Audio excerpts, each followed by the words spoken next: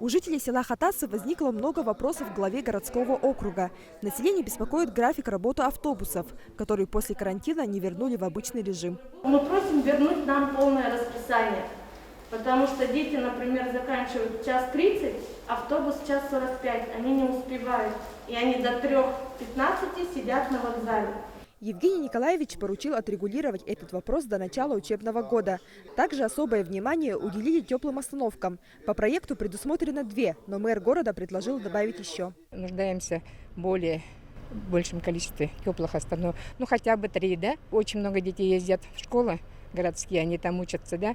И вот это будет очень подспорье и нашим детям, и нашим пожилым пассажирам.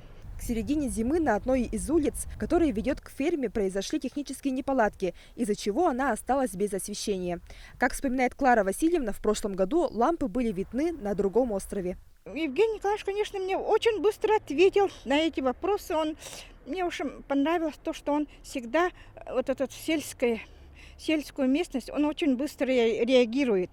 Нынче у нас все так благородно, все так состоятельно. У нас дороги появились такие красивые, все завидуют. И, конечно, очень рады, что наши Хатасы благоустраивается. В ходе встречи с населением мэр ответил на все вопросы жителей и рассказал о дальнейших планах по селу Хатасы. По Хатасам у нас большая программа по развитию. Уже сегодня есть первые результаты. Это дорожное строительство. Значит, мы защитили программу и получили уже деньги в местный бюджет по строительству пристроя на 120 мест к существующей школе. Строительство школы на 990 мест. Вот на днях приедем сюда начинать строительство спортзала, который здесь долгожданно, люди ждут.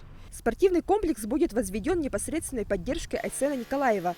21 августа забьют первую сваю на месте строительства.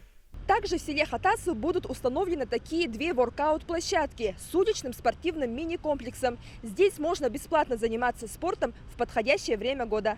Евгений Григорьев отметил особую важность указа главы республики, в котором прописаны все мероприятия. Программы исполнения направлены на развитие города на ближайшее десятилетие. Светлана Амосова, Александр Князев, Вести, Хатасы.